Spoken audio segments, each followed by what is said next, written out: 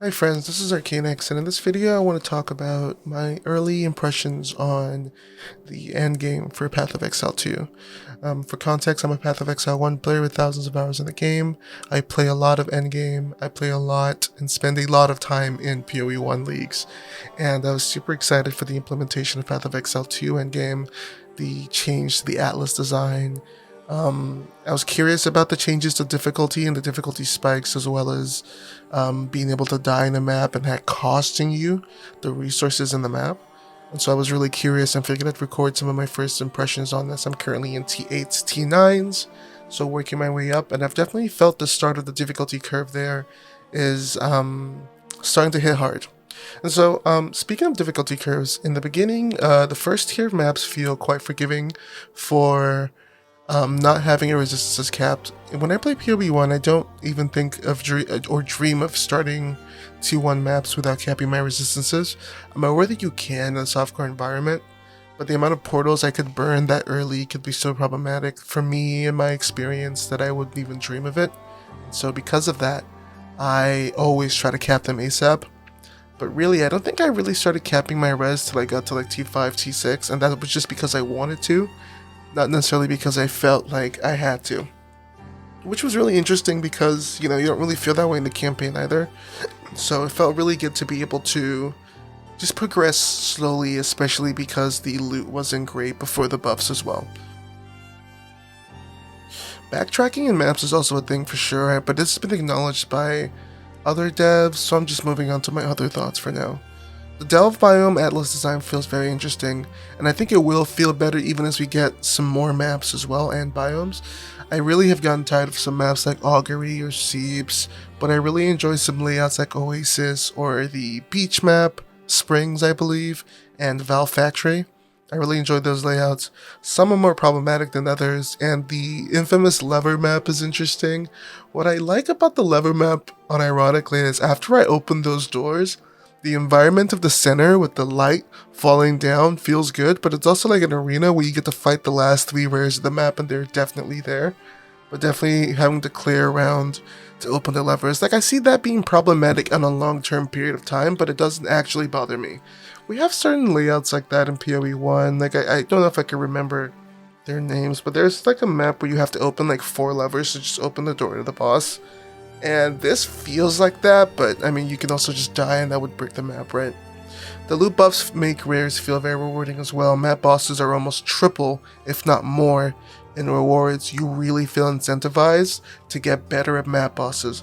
One of the most problematic map bosses for me in the campaign was the Act 2 first boss, the Hyena boss, because I didn't super understand the patterns, but also with the skills I chose, I couldn't see the rain of spears that comes down when he does his charge attack, and having to face him in maps and die to him for the first time really made me think, oh, I need to get better at this boss ASAP. And so I feel like I'm being pushed to getting better.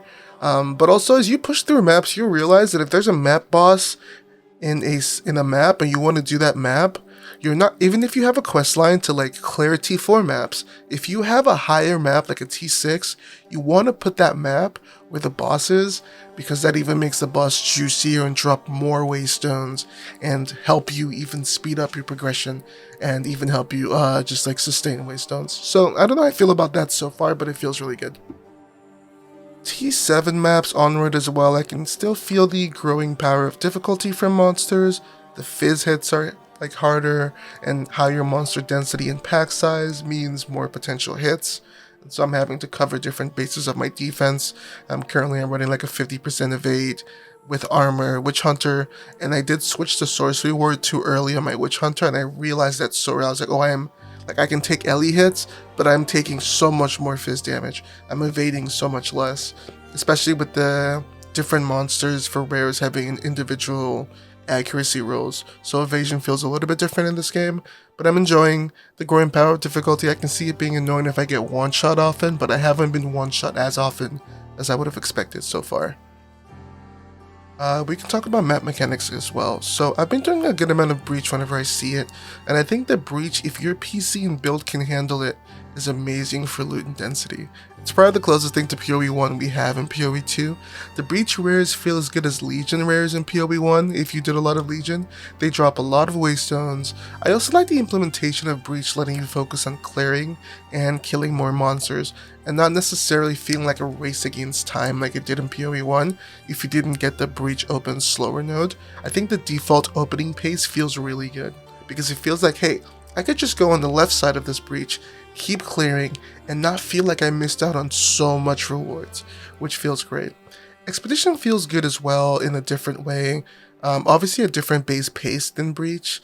I ran a logbook, but I didn't really get much worth from the logbook. Like, I think I got like one raw exalt, but I did get a good amount of the currency used for the vendors, which feels good because crafting with ROG feels good. I crafted a great boot this morning. It had 30% movement speed and almost two 30% resistances with like 60 life. It felt really good to craft that in ROG.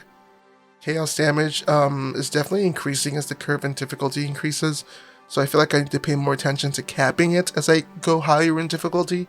Not so much early, but as we start meeting more volatile plant rare mobs or extra damages chaos on rares or on the map modifiers itself, then it can be very noticeable that chaos needs to be solved in your build. And just to TLDR summary so far, I think I've enjoyed my time.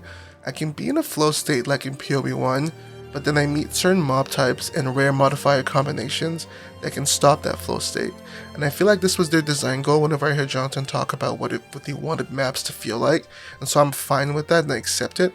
My initial worry was that the fear of dying in maps would present me with an inability to be in a flow state, but that really wasn't the case for the builds I've played so far, and I feel like at the moment I am both immersed and challenged. And I know this is like less tested grounds for the developers, so I know the damage from enemies will get higher, will get spiky.